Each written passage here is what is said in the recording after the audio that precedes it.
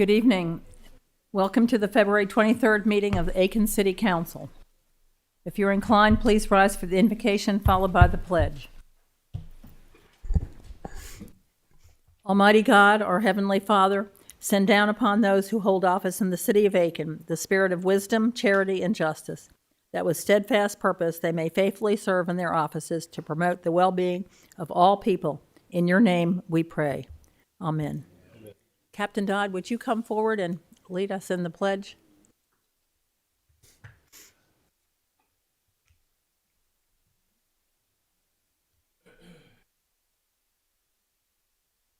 Sorry, it's coming from the back. I pledge allegiance to the flag of the United States of America and to the republic for which it stands, one nation, under God, indivisible, with liberty and justice for all.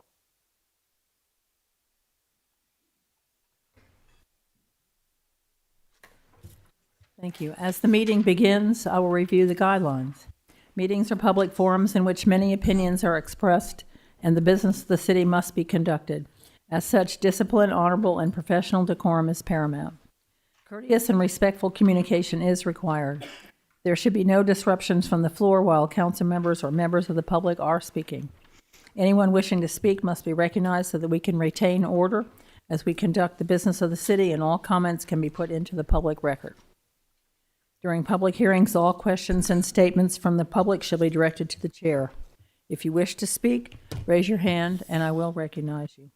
Please approach the podium and state your name and address. In order to allow an opportunity for everyone who wishes to address council, speakers should limit their comments to the subject being discussed. Each speaker will be given 5 minutes to address an issue and may only address an issue once unless questions from council are posed to the speaker. During the non-agenda public comment section, each speaker has 3 minutes and can only speak once. We now move to additions and deletions to the agenda. I recognize Mayor Pro Tem Cabral for this agenda item. Madam Mayor, there are no deletions or additions, and with that, I move that we accept the agenda as it is printed. Thank you. She made the motion. Is there a second, please? I'd second. Councilwoman Morgan made the second. All those in favor? All those in favor? Thank you. The minutes were provided to council for review prior to the meeting. Is there a motion for approval of the minutes? So moved, Madam Mayor. Councilwoman Brohl made the motion, and I need a second. I second. From Councilwoman Diggs. Any comments or changes? All those in favor? Thank you. Now we open the floor to public comments and non-agenda items. Comments are limited to 3 minutes per speaker and for a total of 30 minutes.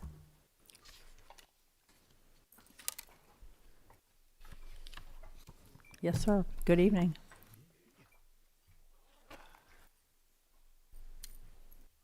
Good evening, Council. My name is Lex Perry, pastor of C4 Impact. Address is 1526 South Boundary Avenue, Southeast. I just wanted to state that we always do every couple of weeks, kind of give you an update of how things are going. We do have a full house, but where we're currently located on Greenville Street, as well as the house that we have in Hatchaway Bridge Road. That's going to be an ongoing thing. Obviously, we have a list of people waiting to find housing. All of you are aware of that as well.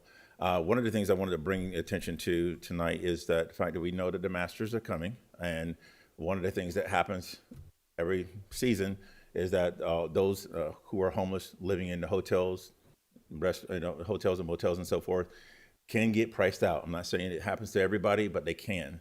And so when they're priced out, it can exacerbate the issue that we're currently dealing with. So we obviously want to try to work on some type of solution for that. There is no easy solution, obviously. I'm hoping that we can open up a conversation with you. Maybe we can set up a meeting to sit down and talk about these things. We do have committees and so forth that we have addressing this, within the community, organizations coming together, the faith community coming together to talk about these things.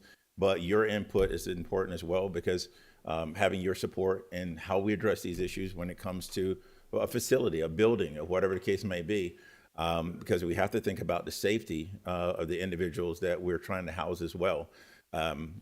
what makes it more difficult, of course, you're talking about the insurance, the liability, all those things that come into play. And I think it sometimes make it difficult for churches to get involved as well. And I know it's easy to kind of point the finger saying, well, why isn't the church doing this or the faith community doing that? I would say for anybody who has that comment, to come and join us some days, and or to travel out with Pastor Kurt, out there and see exactly what's going on, and you start to see the complexity of the issue that we're dealing with, whether it be mental health issues. We always like to put up the drug or alcohol and things like that. Those things are just symptoms of what's the real problem that we have in the city. But we have enough resources here in Aiken. We have people who are willing to do the work, to be on the front line, to actually come and volunteer. We do have it. But what we need to do is to come together strategically and put these resources into play, so that we can help those individuals out of the cycle that they're in and to move forward. I will continue to come up here and to share and update as we go. There are a lot of things that we got working, but we still need more. We do need more help from you. We need more help from the community to address this. But please think about the Masters coming up, and understand that what you do see on the street now could definitely be exacerbated during that time, because a lot of people are going to be added to those who are out on the street. Thank you so much. Anyone else? Yes, sir. Good evening. Good evening, Madam Mayor, City Council, Kurt Johnson, 114 Brewster Way, Aiken. One of the things that I've been studying over the last year is people. We've got a lot of people out there that are in situations that they mostly put upon themselves. I've also been looking at solutions. I came from a bigger city. It was almost 1 million people, and the homelessness is really out of hand there. And the way they handled it was just keep throwing money at the problem. Well, I was very impressed recently by seeing something that San Francisco did, which really threw me for a loop. The mayor there signed a law to it's what they call reset. It's rapid enforcement, support, evaluation, and triage. People will be arrested on the street if they look intoxicated, if they look like they're high, loitering, any of these things. You could even go into the woods, and if you find somebody in the woods and there's trash there, pick them up, because we want these people to get the help they need. They're not getting the help by us just moving them along. We've got to do more than that. We talk to them, we try to get them into different help places, Aiken Barnwell, Aiken Center, Courage Center, they all work with us, but that's just a part of it. We need the community to come together. I get a lot of emails and text and other things about how we're just enabling these people. I don't want to enable, never have. And we're showing that we're able to get people into housing. We're able to get people to rehabs. We're able to get people their ID so they get a job. And they're looking at us for those purposes. So we're showing compassion, but we're also showing accountability. And I think that's the biggest thing for this community to have is accountability. It's on your part, it's on my part, and it's on their part as well. So that's pretty much where I'm at today. Yes, ma'am. I've got a question. You said some of those in those situations can be arrested. Yes, or ma'am. Should be. How does that impact them getting a job? Because that would make them have a criminal record. Not right? necessarily. Not They necessarily. would, now, the way that this program works is the rapid enforcement is they arrest them, but they don't take them to jail. They got a opportunity to go through the support evaluation part of this. And once they get through that, if they want to go to the rehab and get help, then they can do that. If they don't, you put them in jail. I mean, that's what I'm talking about. This is the accountability on both sides. We want to help them, but they got to be willing to help themselves. Right. Anything else? You, I have a question. Was that like a homeless court where they pick them up? No, ma'am. It's not court. No, ma'am. This is a whole different thing that San Francisco is trying to work on. They just started the pilot program. What they do is they see people out on the street, maybe they're just loitering. They pick them up, and they'll be able to tell if they're high or if they're drunk or any of these other things. But they take them to a place where they can be evaluated. Right. Okay? They've got the option. We can take you to jail, or we can take you to get you evaluated. And it's not even the hospital. We're keeping a hospital out of it for right now, because that's just a catch-all. But this is something that I'm seeing how we could use that here. It's an intervention type. It's very much an intervention type. And like I said, a lot of them might not want to do it. But if they keep on getting arrested for the small things, it's like Giuliani said back in the day, broken windows. If you just keep on letting them break the windows, they're going to move up into other crimes. So we want to capture them when they're still able to do something. Thank you for all that you guys do. Yes, ma'am. Thank Anything you. else? Okay.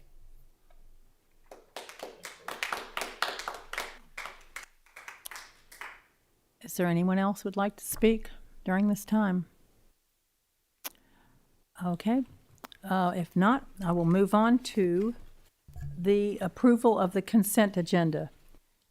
Before I ask Mr. Biedenbow to read the titles of the items, I'm going to mention that, or state that Councilman Messina is going to recuse himself from this because of one of the items on the consent agenda, which is the City of Aiken to accept a water line easement from Woodside Plantation Property Owners Association.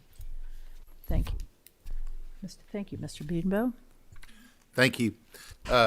We have the following items for consideration on the consent agenda. We received no comments or any notifications prior to 7 o'clock, either electronically or submitting a slip to the clerk asking anything be removed. So the items for consideration are an ordinance authorizing the City of Aiken to grant a quitclaim deed to Beasley Development Company, Inc., a resolution authorizing the acceptance of a deed of dedication for the Village of Woodside, a resolution authorizing the acceptance of a deed of dedication from S.E. Aiken LLC, and a resolution authorizing the city to accept a waterline easement agreement from Woodside Plantation Property Owners Association Incorporated. Those are your consent agenda items for consideration this evening, Madam Mayor and Council. Thank you. Is there a motion to approve these? I so move. Councilwoman Diggs made the motion, and a second I need from Second. Councilman Waldo. There's no comment on the consent agenda, so we will go straight to a vote. All those in favor? Thank you. Right, and Councilman Messina is abstaining from the vote, recusing himself. Thank you. We now have approval and discussion of appointees to various city boards, committees, and commissions. Mr. Biedenbow. Thank you. We have the following for consideration this evening. We have the appointment of Kevin Pethick to the Community Development Committee, the reappointment of Peggy Penland to the Accommodations Tax Committee, and the reappointment of William Price to the Senior Commission. Madam Mayor. Thank you. I need a motion to accept this approval. So moved, Madam Mayor. Councilman Waldo Second. and Councilwoman Moore. Sorry. Okay. Oh. Councilwoman Price recused herself because of the vote is for the Senior Commission is her husband, Mr. Price. And the second from Councilwoman Morgan. Wow. Are there any comments from the public? Comments from council? I can say that I'm delighted with these two appointees. All those in favor? Thank you. Unanimous. You want to call? Unanimous with her. Yes, and with Councilwoman Price recusing herself from the vote. The final item under old business. Oh, sorry, I missed that as always. Yes, are there any nominations for the, any of these boards or commissions? Nope, I'd like to make one quick comment, Madam Mayor, if you don't mind. of course. We have Mr. Chaz Miller here tonight. Chaz, can you stand for us? On our energy and environmental, he was just appointed last week, so let's welcome Chaz tonight to our meeting. Thank you, Chaz. Okay. The final item under old business is second reading and public hearing of an ordinance to amend the fiscal year 2025-2026 budget. Mr. Beedenbow. Thank you. It is an ordinance amending the budget of the city of Aiken for the fiscal year beginning July 1, 2025 and ending June 30, 2026 for the general fund. Following budget adjustments are being recommended. $200,000 approved by City Council for the legal fees paid to the plaintiffs in the Blake et al. Versus City of Aiken lawsuit. Second is a budget adjustment to pay $85,000 towards the balance of the Federal Small Business Administration mortgage. The board of the Center for the African American History, Art, and Culture received in 2016. Repayments are current, and payoff would remove the building's collateralized status. And enable the board to devote their fundraisings for capital improvements and other improvements at the center. And then a budget adjustment to account for revenue of $182,284 for the Aiken Center for medical supply and for medical supplies to the Department of Public Safety. That is through monies received from the South Carolina Opioid Recovery Fund, which are received from class action lawsuits filed around the country to manufacturers of opioids. And finally, a budget adjustment to account for a $40,000 grant match for the grant we received from the SHPO, the South Carolina Historic Preservation Office. And this is before you for second reading this evening, Madam Mayor. Thank you. Is there a motion to accept this? Madam Mayor, I move that we pass these budget adjustments. Thank you. That would be from Councilman Broll I second. and Councilman Waldo, second. Comments from the public? Comments from council? All those in favor? Thank you. It's unanimous. We now move to new business.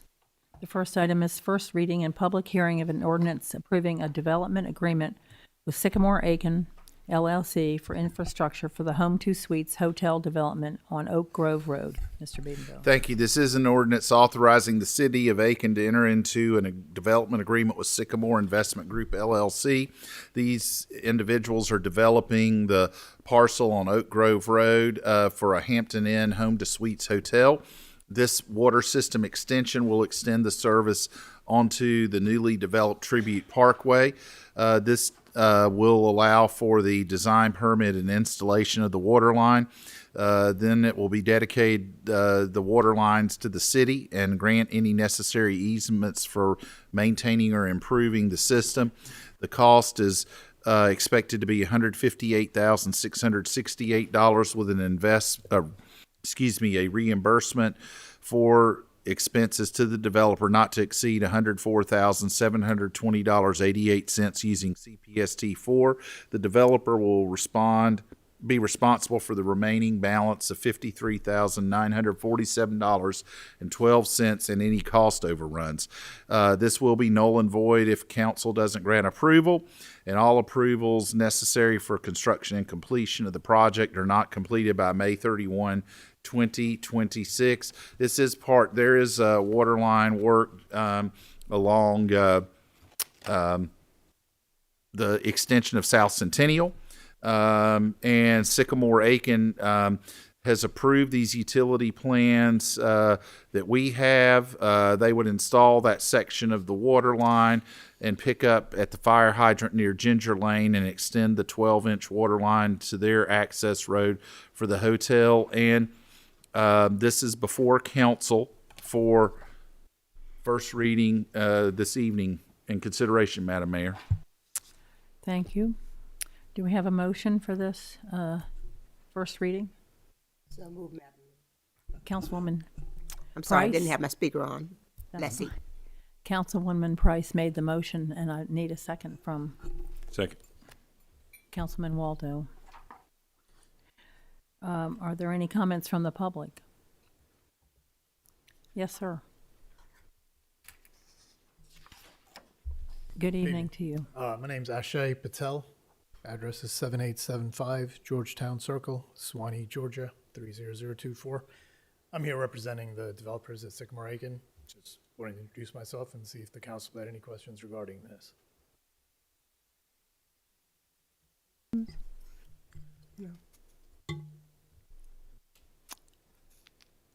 thank you. Thank you for being here. Thank you. Any comments from the council? All right, all those in favor, please. Thank you. The next item is first reading and public hearing of an ordinance to annex 104 Small Ridge Street and zone it residential single family, RS10. Mr. Beedenbow. Thank you. This is an ordinance to annex property located at 104 Small Ridge Street South and zone the same RS10 residential single family. It's approximately a fifth of an acre. It is located in the Silver Bluff Estate subdivision. Those present at the Planning Commission's February 10th meeting unanimously voted to annex and zone residential single family RS10, and it is before council for first reading this evening.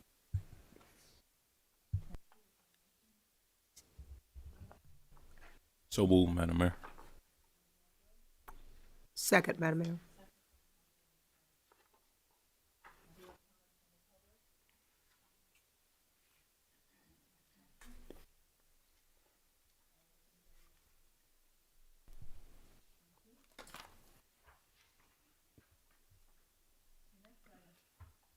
The next item under new business is first reading and public hearing of an ordinance to annex 1 Partridge Court and zone it residential single family, RS15. Mr. Beedenbow. Thank you. It is an ordinance to annex property located at 1 Partridge Court and zone the same RS15 residential single family.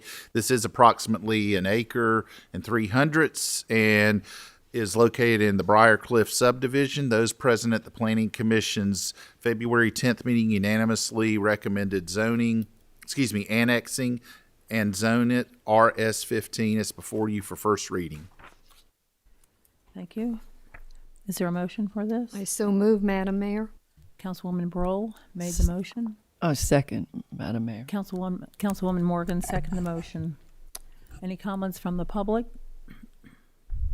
Comments from council? All those in favor? Thank you.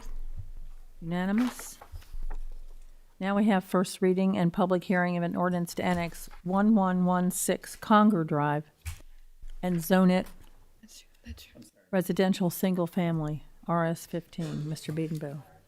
Minor comment on the last application, if I could. I'm so sorry. It's just a statement, not a objection. I know what he's. One concern I had, since the property was over an acre of property, an acre of land, unfortunately, the largest zone that we have in Aiken is RS15, which is 15,000 square feet, a third of an acre. So my concern is if we don't have anything larger, this is over an acre, we really should have a zone that is an RS40, RS30, whatever, which we don't have. So I'm looking for the future UDO to maybe address this. My concern is that with an acre of property and your land is zoned at 15,000 square feet, if your house burns down or it gets too old, you could knock it down and build 2 or 3 homes there. And that would be quite a shock to the neighborhood, which we try to avoid. So looking to the future for the UDO changes, we really should be looking for allowances for larger lots, RS30, RS40, besides the horse district and other areas. Sorry to be so late. No, it's a good comment. Point. Thank you. Thank you for your comment. I will repeat the next one. Now we have first reading and public hearing of an ordinance to annex 1116 Conger Drive and zone it residential single family. Mr. Beedenbow. Thank you. This is an ordinance to annex 1116 Conger Drive South and to zone the same residential single-family RS-15. This is approximately half an acre. The Planning Commission at their February 10th meeting, those present unanimously recommended zoning at RS-15 and annexing it into the city, and it is before you for first reading this evening, Madam Mayor and Council. Thank you. Is there a motion for this Conger Drive? I so move. Thank you, Councilwoman Morgan. And a second Second. from Councilman Waldo. Any comments from the public? Comments from council? Madam Mayor, I guess similar comment. Okay. All the lots in that area are over a half acre or larger. Again, by zoning this R20, 20,000 square feet is not appropriate. So again, looking to the future, we should have a zone for that. Thank you. Thank you. All those in favor? Thank you. The next item under new business is first reading and public hearing of an ordinance to designate 431 Dupree Place Southwest as a non-contributing structure. Mr. Beanville. Thank you. This is an ordinance to designate property located at 431 Dupree Place Southwest as a non-contributing historic structure. The applicants and owners have recommended a non-contributing, have requested a non-contributing historic designation be applied to their property at this address. The plan is to replace windows in the garage door to convert the garage into a laundry and mudroom. This is located within the overlay district, specifically Historic District 1, and is zoned single-family stable, or RSS. This property does not have an Aiken Historic Resource Survey card. DRB staff and the HAF president, Historic Aiken Foundation president, reviewed the historic survey done in 2010 and the 1989 historic survey, the historic district designation application, and other documents. They were unable to discover a designation status assigned to this property. The DRB held a public hearing to consider the Goldsmiths application. After the public hearing, DRB made a recommendation to the Planning Commission for approval of the application. The Planning Commission held a public hearing, and those present voted unanimously to recommend the approval of the application. And now it is on to City Council for consideration at first reading and public hearing of this ordinance to designate the property at 431 Dupree Place Southwest as non-contributing within the historic district. Thank you. Thank you. Is there a motion to accept this ordinance? So moved, Madam Mayor. Councilwoman Price made the motion. I second. Councilwoman Price, Diggs second the motion. Comments from the public? Comments from council? All those in favor? Did you want to say something? I did want to say this is where where I live. This was a very difficult process for these people. They could not find the designation for this house, and they have had to be threatened with a stop work order. They had to stop until it was finished. They had to go back in front of DRB, Planning Commission, and now us. What they did find, when they looked, we thought there had been something way back. You know how you can't remember the years, but we found that they had indeed been before the DRB and were considered non-contributing. And the point I'm trying to make is that we can use the computer ability for us to look and see how properties have been treated in the past. And they found it. And I applaud them for their patience with the city, because they literally have had to stop their work and go through 3 months of difficulty trying to remodel a house, lovingly so. And I just wanted that to be, yes. Thank you. Thank you for your patience. Sounds like we need to offer them a job. I love that. Thank you. Where was I? All those in favor? Thank you. It's unanimous. Got another item. The final item under new business is first reading and public hearing of an ordinance approving the imposition of sewer capacity impact fees. Mr. Beedenbow. Thank you. It is an ordinance approving the imposition of sewer capacity impact fees and other matters related thereto. Since the late 1970s, we've sent our sanitary sewer waste to a treatment plant operated by the Public Service Authority of Aiken County, an entity governed by Aiken County. The plant is located on the Savannah River between North Augusta and Beach Island. We are one of the many users of this facility, and one of the largest users, along with the city of North Augusta. Other users, it's a multi-county jurisdiction, send their sanitary sewer waste there. Users in Edgefield County and Saluda County, for example, as well as a number of utility districts and industrial plants. Recently, the costs for the treatment and upgrade have substantially risen, and Aiken County Council passed a rate increase for new capacity. Now, what does this mean? This is basically the cost to develop has gone up from the sewer standpoint, and I'm sure it has for other parts of development as well. It was a very substantial increase. I think we were paying 48 cents per unit, and it went up to, now it's $10.89, all in one swoop. Again, this does not impact this fee is, again, for new development that needs to be planned and go through the approval process. This is not an impact on current users of the system, i.e., if you're an existing homeowner or property owner or business, this fee does not apply to you, and the disposition of your sanitary sewer waste.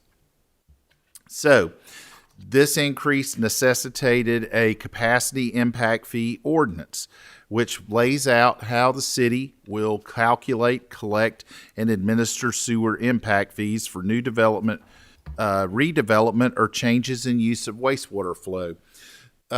We went to the county and we asked for 2.5 million additional gallons of capacity. That is not unusual. We have regularly done that over the last 50 years. In 2012, we participated in a financing mechanism along with other users, for the county to increase capacity. This time, we are treating this impact fee as a pass-through. We wanted to have an ordinance designed that would meet the requirements of the impact fee law of the state of South Carolina and align our fee program with the cost of purchasing additional wastewater treatment capacity from the PSA. A key feature of this ordinance is that it maintains a clear distinction between development inside Aiken's corporate limits and developments outside the corporate limits. Projects inside the city limits will be able to have the fee collected at the building permit stage for new connections and for any redevelopment or change that increases wastewater demand. Capacity letters for in-city projects may be issued after plan approval, engineering analysis, and confirmation of available sewer capacity with the fee collected at the building permit stage. This approach supports a, quote, growth pays for growth, unquote, model by using impact fee revenue to fund future capacity purchases.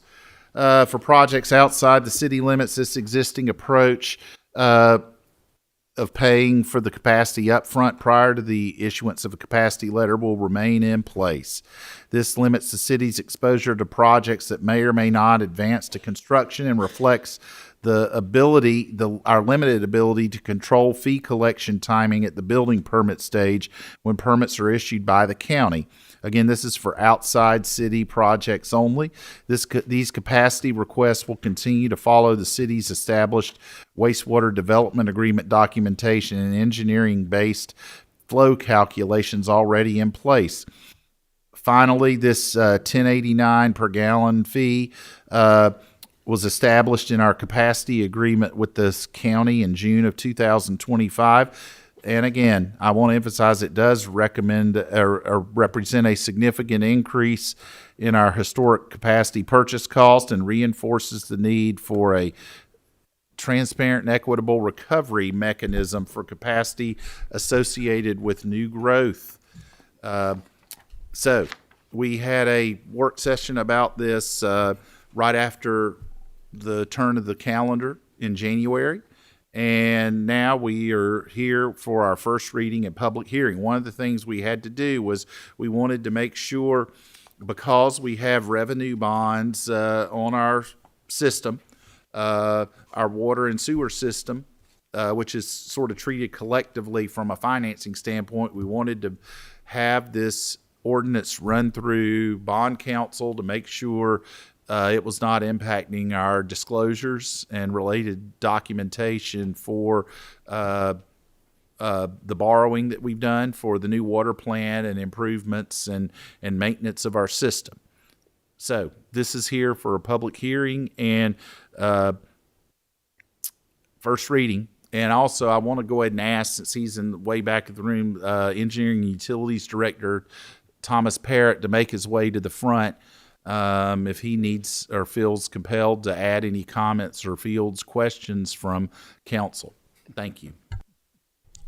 Thank you, and thank you very much for the very nicely detailed explanation and reading of the agenda item. Is there a motion? Madam Mayor, I so move, and I also want to thank Mr. Parrott for his very well thought out explanation he included in our packet. Thank you very much. That's my motion. Thank you. That's from Councilwoman Broll, made the motion.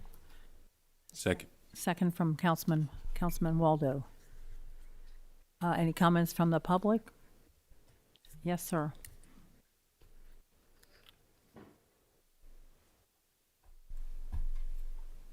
Good evening to you. Good evening. My name is Kevin Pethick.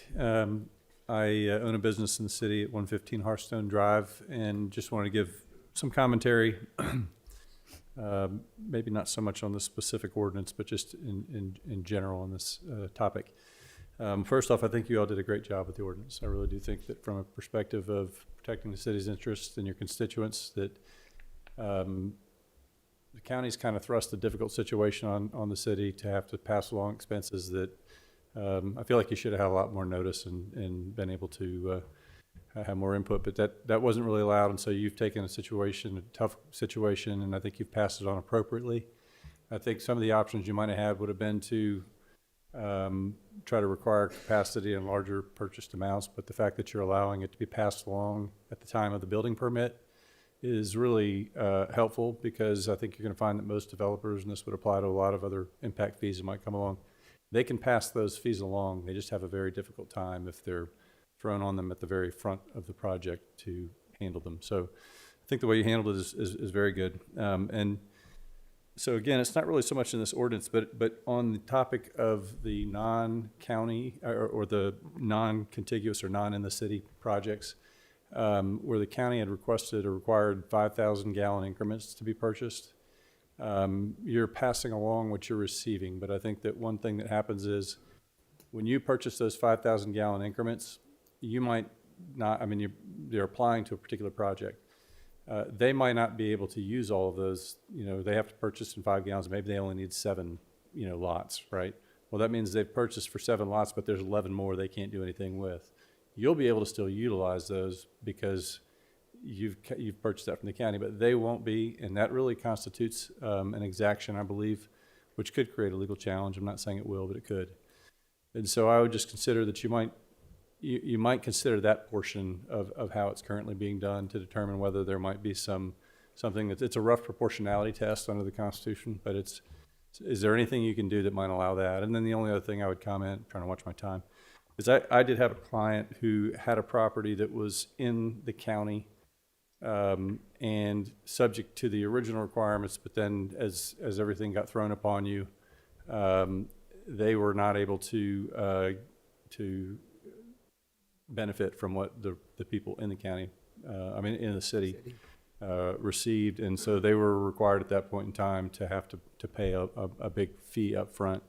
And I think there maybe could have or should have been some consideration for a grandfathering in that instance, because it's not something that's going to happen in the future. I think the policy you've established is a really good one for the future and on all the developments. And I see my time's up, but I thank you for.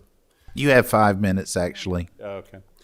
Well, that's it really for what I had to say. If there's any questions or anything like that, but I just give some consideration maybe to the exaction side of how things are processed on the 5,000 gallon increments, and that was it. Thank you. Thank you for your comment. Anyone else like to say something? Any comments from council?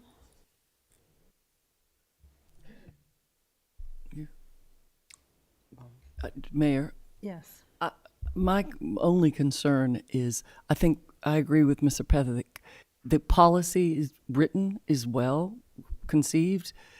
How are we going to implement it? I think what my concern is having a way for us to measure what we're doing. When we had the work session, there was an attempt to kind of say, well, we're not sure if we're at the limit or not, or whether we're going to be.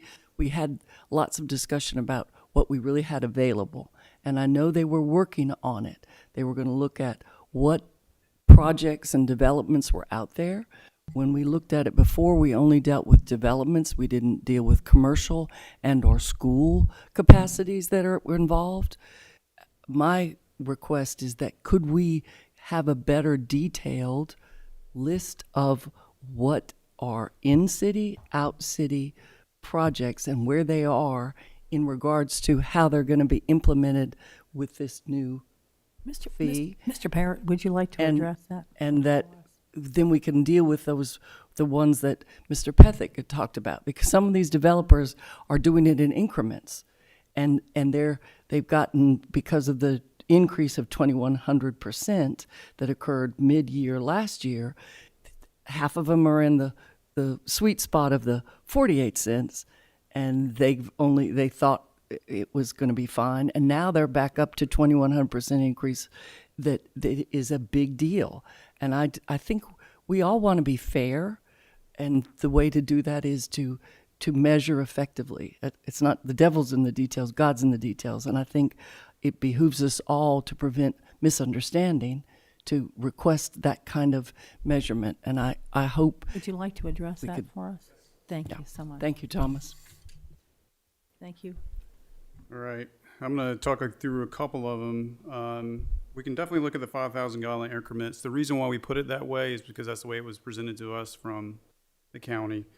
The grandfather aspect, so in theory it sounds good, and I get what and the understanding of it is, but nobody paid for it before. So nobody paid the 48 cents.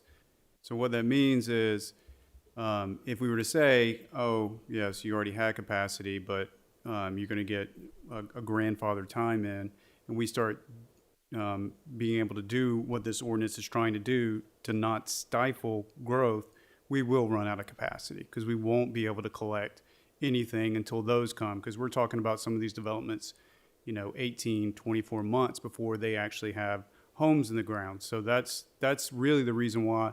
And again, I mean, everybody, unfortunately, it's not always fair. It's not always easy, but being able to start collecting on it now is the only way that we're going to continue to be able to provide services in the future. As far as the measurements, I hear you, understand. We do know how much we have. We have 410,000 gallons of capacity currently. We don't know all the projects, and we can't know this. Planning knows this as well as anybody sitting on commission. Things change, requests change, projects change. You've all seen them come in with 240 and they go down to 170, or conversely. So it's really hard to predict. We really try to do the best that we can. Could we do better? Yes, we'll continue to try to improve on that is what we do. But and as far as commercial, again, it's really hard to predict. There are some commercial aspects that are coming in that are huge space-wise, but they aren't going to have any use. They're not using utilities in the same way as somebody who had a large space and had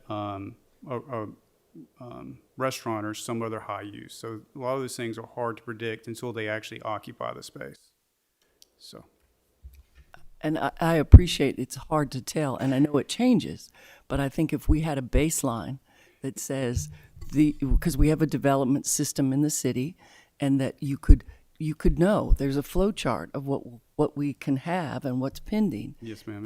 That could be better for all of us, because I don't knowing how they do change, and then we are looking at the time frame, because I know we're going to have some caps on a time frame status on some of these permits, or well, not permits, but how long people can keep the. Yes, ma'am. So it will be a 12-month thing, and it was actually that way before. So if somebody was to get capacity, and we give them capacity, but they never got a permit, it gets really technical quickly.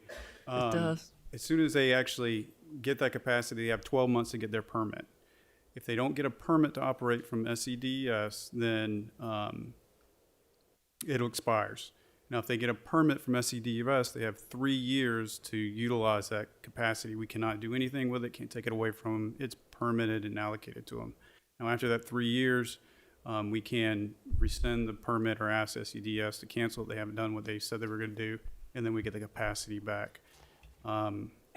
We've been trying to provide at least quarterly updates about what we know that's coming in from the engineering side, that we get from planning, and try to do our best prediction of that. If you'd like to see something more, we can definitely look at. Well, it's almost like we need what we discussed in the work session, a managed compliant system for this type of thing. I just think it makes sense for us to have a better grip on it. I know that it's technical and they come in, I'm not like Pete does, but that things change and you wait and you do.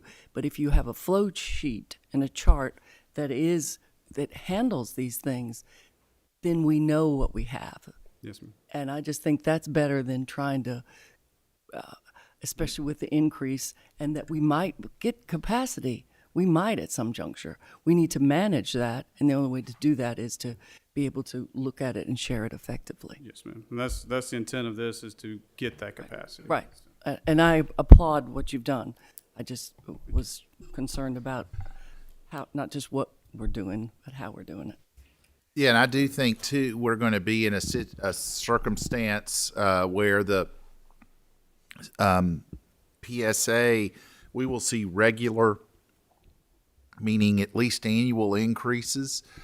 They won't be. I don't believe they'll be 2,100% every year, but I believe we will see more regular, appropriate from a good management standpoint of operations increase, because the cost of these things only goes up. It might stay level, but it doesn't really go down.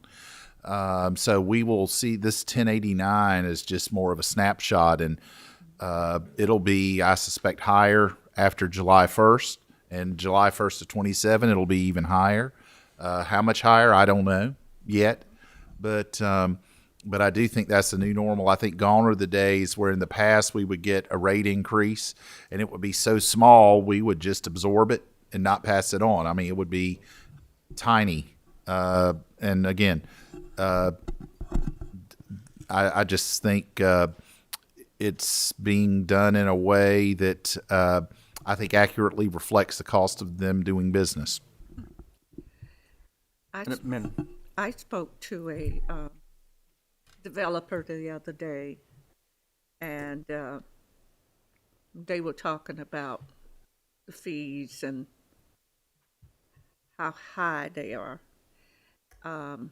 almost to the point where he sounded a little discouraged, and I hope that doesn't mean that he decides not to go through with the project, but yeah, he's very concerned about it. I'd also like to make sure, I know Thomas is doing this, to make sure we have capacity for the existing projects that we have already approved on board. That 410,000 gallons per day at 300 gallons per home, it's only 1,367 new homes can be serviced by that. And that kind of gets back to a report I think Barbara mentioned is a project development status report that highlights all the developments that have been approved. But I think a critical column is the sanitary sewer allocation, when they get their permit, even having the expiration date, the 3-year expiration date, so we can track it besides building permits and COs on that list. But I think it's important for us to know where they are, extremely important for you to know, where they are in that stage. So we have, could be 5,000 more homes that have been approved. I'm not sure how they fit in to the sanitary sewer aspect of the projects. Madam Mayor, we have covered, I thought, in the past, the homes that are in the pipeline and the status of those homes with the process. And we can separate, am I correct, or? Yes. And we can separate those homes in terms of the status and where they are. Now, you and I know oftentimes, many of us know, that oftentimes something happens and that development may move totally off the list.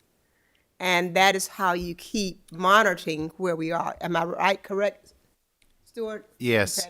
I mean, I know we participated in an audit back when the county began doing kind of a deep dive into their circumstance, and there were projects that they had us on the books for that went away some time ago. So again, but yes, I believe we have a handle for the on that. But like Thomas said, and you kind of emphasized, trying to determine ultimately how many units will ultimately be developed is somewhat like a shot in the dark, I guess. In some instances, yes, and to, I guess, make sure I'm getting your point correctly, but I mean, we do track all of those residentials, and we do put them against. I do know when my permits expire. I do know when my letter of credit's up. We do track all of those things. All that's happening. If you guys want to see that, we're more than happy to share it. It's just another thing for us to do, and we have no problem doing it. But again, it comes down to just knowing, especially on the commercial side, it really is hard to predict what's going to be what. So, and we can only do our best on those things.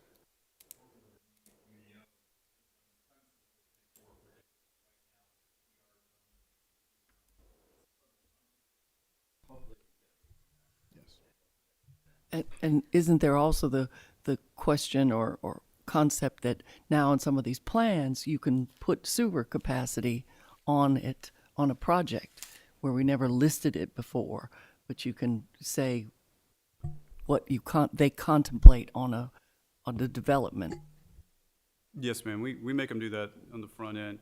But I mean, we can see it on the. It'd be nice to have a development status report that shows all this. I mean, that makes life a lot easier for us up here to take a look at it. So we know you're doing it. When we do so that is, I guess, one thing potentially we could highlight as council, I guess at some point in the approval process by, and again, that's something we can look at. I don't want to commit to something that we may not be able to do, but if we could put a status with that information you're asking about as part of planning commission documents and council documents, that's something we could, if we can do it. And I just don't know if we can, again, we want to be consistent. If we can do that pretty much for all those applications, we could certainly continue to do that. And again, this would be for the new developments, new commercial, new industry, or any major upgrades. Right. Yep. Got it. Thank you, Mr. Parrott. And also I wanted to thank Mr. Pethick for understanding the situation that we are in. This was nothing that we wanted or perceived happening, and that's why Mr. Beedenbow called it a pass-through. We would not have done that, and it would have been nice to have more than 1 week's notice about this, but this is the situation we're in. And you brought up very good points, and Mr. Parrott takes all this very seriously, and I'm sure what he said, he knows down to the gallon how much we have. And at some point, it will make a difference, but having been a planning commissioner, and Mr. Messina has also, that there are lots of developments that don't ever come to fruition. And even when they do, it's several years before they are at total build out. If you look at Woodside, it started in the 80s. And so we're still building. So I want, just to keep all of this in our mind when we're going forward and looking at all of this. And I want to thank all of you for bringing up good points. Thank you. Thank you all.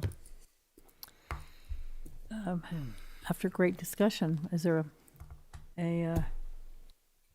all those in favor of the first reading? Thank you. It is unanimous. We will now move on to petitions and requests. First item is a resolution approving a capital project sales tax 5 revenue recipient agreement with Aiken County. Mr. Beedenbow. Thank you. It is a resolution authorizing the city of Aiken to enter into a capital project sales tax 5 revenue recipient agreement with Aiken County. This is the result of a successfully passed referendum in November 2024. Countywide referendum, a comfortable majority of voters approved CPST 5. Our estimated receipts is going to be just shy of $79.7 million. The county adopted an ordinance in July of 2024 that requires municipalities like the city of Aiken must enter into a revenue recipient agreement with the county to ensure proper transfer of funds to the city's finance department. They are remitted on a reimbursement basis. Back before CPST 4, we would get a quarterly check of our allocated receipts before projects were going. But this, starting with CPST 4, they began having an agreement such as this. Starting May 1st, the capital project sales tax 5 receipts will begin. Essentially, how it will work is CPST 4 will sunset at midnight or 11:59 p.m. on April 30th, and then starting May 1st, they will begin those 1% sales tax for CPST will go to round 5. As per the agreement, as has been the case for at least capital project sales tax rounds 2, 3, and 4, and perhaps 1, but I know for 2, 3, and 4, these 8 small municipalities will collect their monies first. That typically will take the bulk of this calendar year, but by the end of the calendar year, we should be able to start receiving CPST 5 funds reimbursed to us. And we have reviewed this document that the county has sent us and recommend council's consideration tonight in the form of a resolution, Madam Mayor and Council. Thank you. Do I have a motion to accept this resolution? So moved, Madam Mayor. Thank you, Councilman Waldo. Second it. And a The second motion. from Councilwoman Price. Comments from the public? Comments from council? Any comments from council? All those in favor? Thank you. The next item is a resolution authorizing the City of Aiken to adopt the 2026 to 2031 Major Capital Improvements Program. Mr. Booth. Thank you. We do have this before you. This is an annual exercise that is required by state code and the city code. Also, I want to note there were two very good questions asked at the Planning Commission, and I do want to answer them. One was about funding of paving of roads. We have city-maintained streets in the city of Aiken. Monies for maintenance of roads comes from a mix of monies that is dispersed to the city by the county transportation committee, as well as some bit of general fund revenues and other revenues for resurfacing and similar type improvements to city maintained roads. Obviously, their vast majority of our road infrastructure is either, if you add them together, is either state or private, mostly state. And of course, state monies through the gas collection of the gas tax and General Assembly appropriations pays for paving there.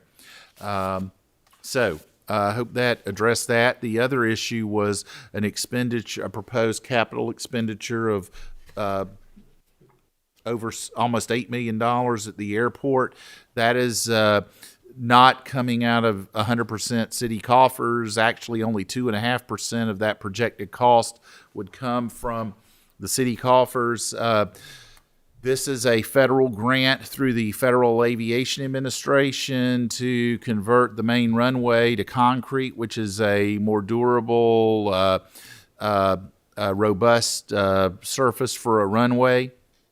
95% of the cost would be paid by the FAA, 2.5% by the state. So the city's only portion is 2.5% of the cost to do that. So again, we had to reflect all of the project expenditures regardless of source of funds. So I know that was a question that came up during the Planning Commission, and this list is before council for consideration this evening, this approval, Madam Mayor. Thank you. Is there a motion for this? Madam Mayor, I move that we pass this major capital improvements suggestions. And what it's beneficial to me, always has been. There's a lot of work that goes into this for the explanation of the need for the project and the annual impact on the operating budget.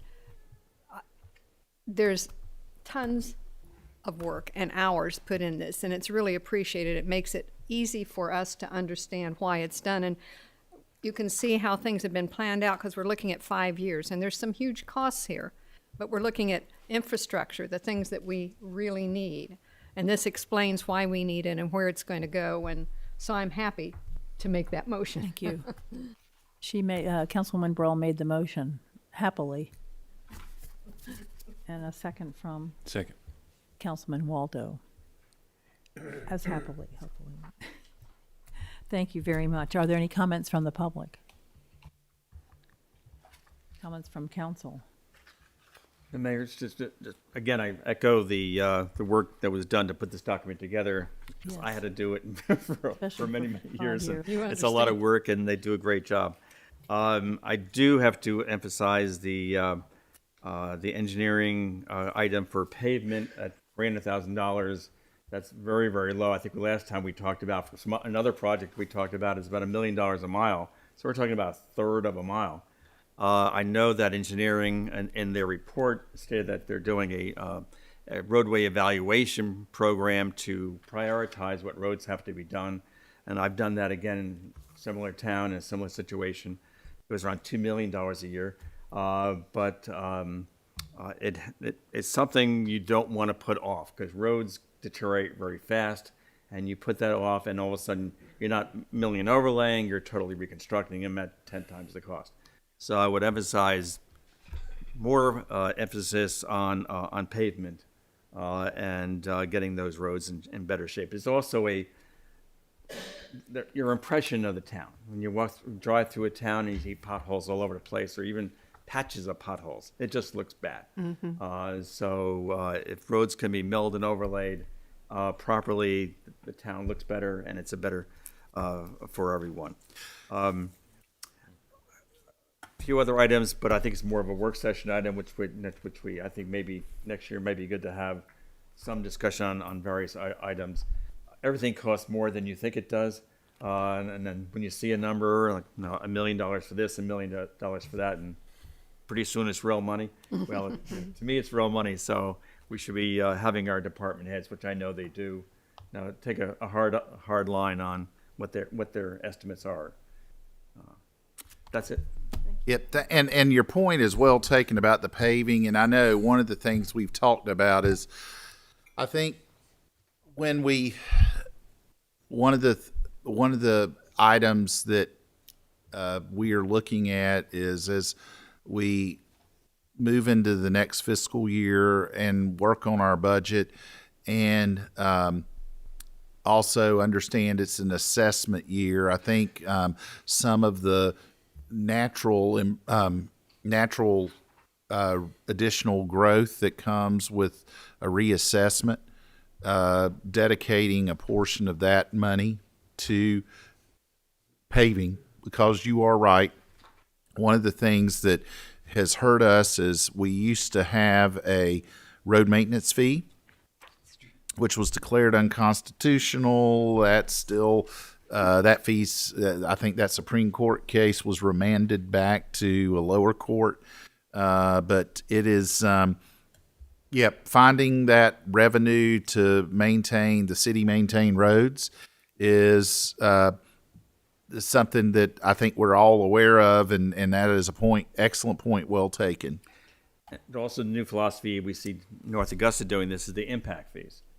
Developers don't just have to improve their entrance if they have a substantial number of homes. Those cars are driving all over the place, impacting the city roads. So. And certainly, I from a staff perspective, we would want council direction, but we certainly don't have any options off the table. Thank you. Thank you for your comments. Where was I? All those in favor of this project? Thank you. It's unanimous.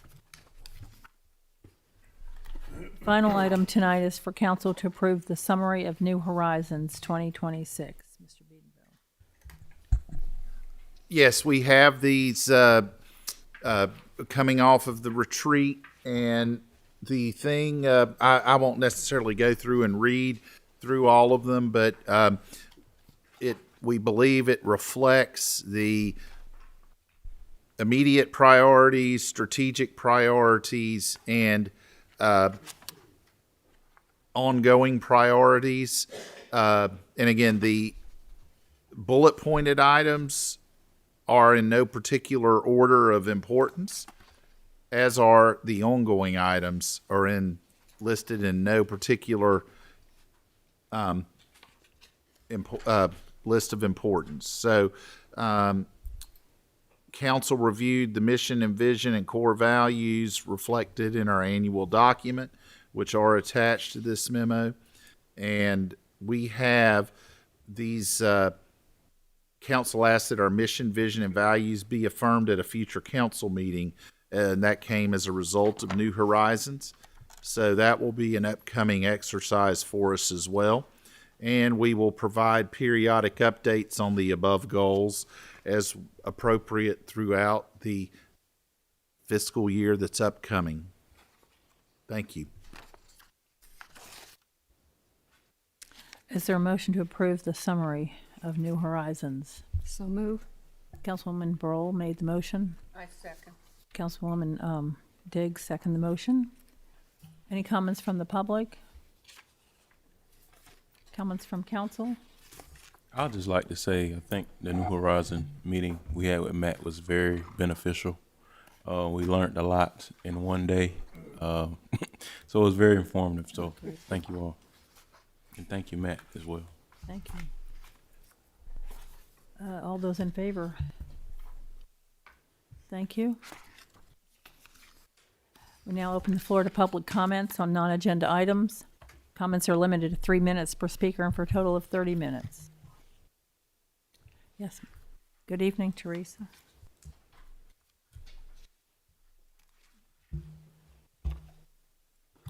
Good evening, Madam Mayor, County Council. How are you guys doing? Eyes Aiken, Teresa Callahan, 622 Washington Circle. I have a question, possibly that maybe you guys can fester over. I think I've asked before, but it's been quite some time. We're in an area, of course, where there's donut holes. And so my question tonight is it feasible that possibly you guys with the county could have a meeting together? And the reason I ask that question is because I have a question for county. You got 3 or 4 houses in city, 2 in county, yada, yada, yada. You don't know who to call. So I know I have to call PK or I have to go to county council meetings, one of the two. And that's a little annoying because you don't know. So therefore, my suggestion would be if we could have a meeting together, especially for that area and the kind of area it is and the things that go on in the area. It's better certainly, but I think that would be helpful possibly. I don't know if that could be done. It's just a question that I have.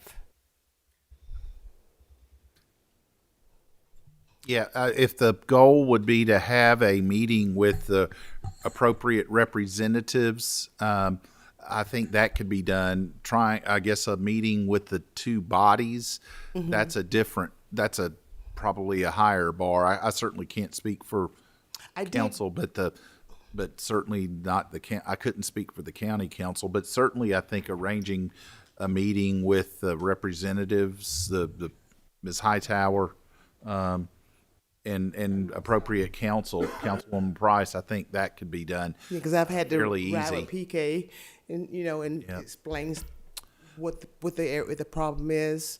It would be similar to the meeting I think you were involved in several years ago with Mr. Hightower and Ms. Price when we were, and I think with some code officials when we were looking at some nuisance properties, and we addressed the ones that were ours, and the county, I think, we're going to address the ones that were theirs. Right. So it would be something akin to that we had some years ago. Yes. Got it. I did email Gary Bunker, and he said he would reach out to Mayor Teddy. I don't know if he's done so or not, and so he would be happy to do something, rather, via email, replying to me. So that's of great concern. Like I said, because of the donut holes, because the rules, they differ so quickly. This person can do this, then you got 2 houses down, these people can't do this, etc. And it's a really big nuisance on that. And also with law enforcement, when they come, they get mixed up a lot of times on where to go. Every time I'm out of town, my neighbors are calling me because they're scared to call the police pretty much, and I have to ask them where exactly is it, because so now what I do is I just call Marty Sawyer when I leave in city and just tell them, hey, can y'all just look out, and because of the donut hole, so you know where to go, where the problems are. I don't think we'll ever fix all the problems, of course, but we're 80% there. I would definitely say. Also, so that's that one, okay?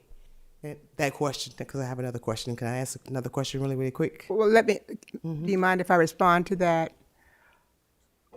The policies in the county is quite different, as you said, than the city.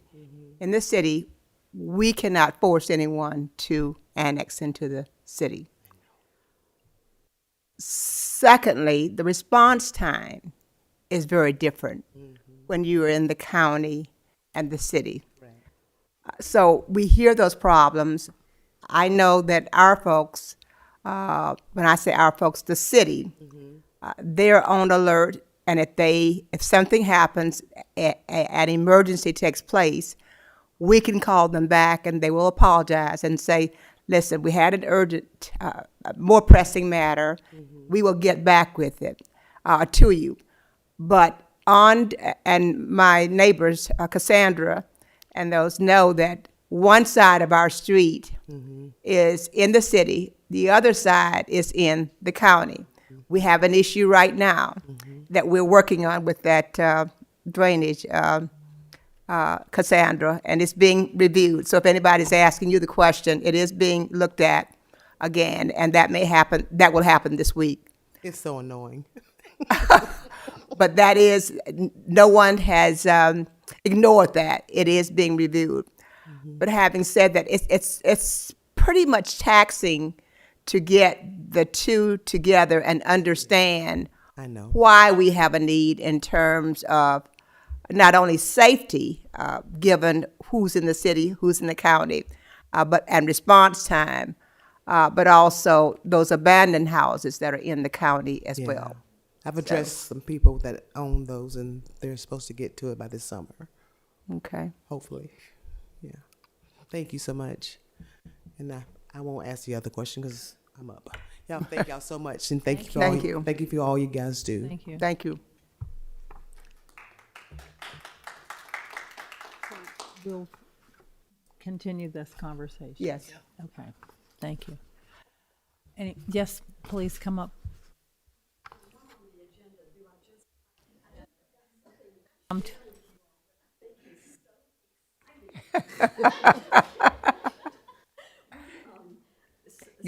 Give your name. Aikenites, and I, excuse me, my name is Linda Pryor Hunley, and I'm a native Aikenite. Okay. And we recently participated in a subcommittee hearing at the State House. It was on the 19th of February for the the South Carolina House of Representatives Municipal and Public Affairs Subcommittee hearing. There are some very, very smart, wonderful people on this committee, and I have prepared my notes that are based on some of the conservation voters of South Carolina's notes. I want you, it's on concurrency. It sounds like the tool we have been looking for, and it mutually benefits builders and communities and city governments. So I think instead of my trying to read all of this to you all, and thank you all, I'm so proud of this wonderful, bright new council. I'm going to give you all each my envelope. Okay, thank you, Linda. That's okay. I can get a copy. Thank you.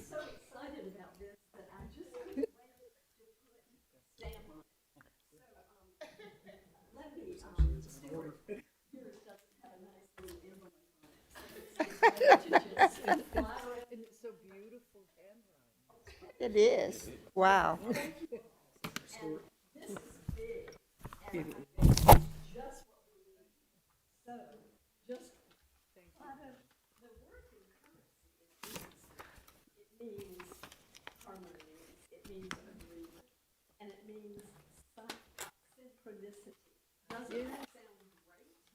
So Linda, Linda's your name, is your phone number on it, on this, in case we have questions?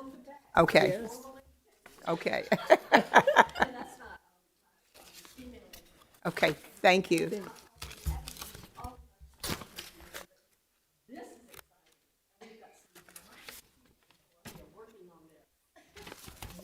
We're happy to witness your enthusiasm.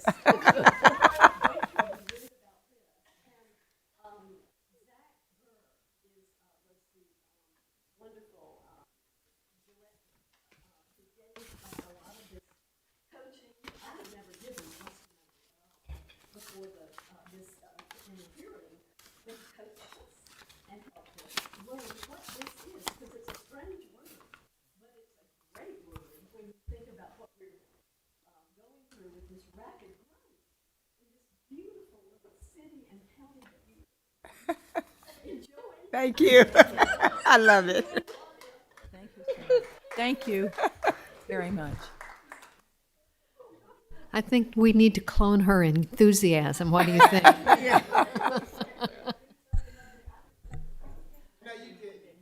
Thank you very much. You did just great. Next, we have items from the city manager this evening. Hopefully. I can provide a brief update from the New Horizons goals. We did, or to piggyback off of that, we did give our presentation today for the Municipal Achievement Award, and our project that we brought forward was the Upper Shaw's Creek Preserve vis-a-vis with our water plant coming out of the ground, the positive benefits it's going to have and is having with our primary above ground water source, Shaw's Creek. So we'll see how that goes. Maybe we'll win for the 23rd time since 1990. Thank you. Yeah, I've only done 3 out of 4 years, not 15 in a row. Roger reminds me regularly. I'm sure. Well, we have our fingers crossed. Is there a motion to adjourn our meeting this evening? I so move. Thank you. Councilwoman Diggs made the motion to adjourn the meeting, and Second, Madam Mayor. second from Councilwoman Price. Thank you very much. The meeting is adjourned.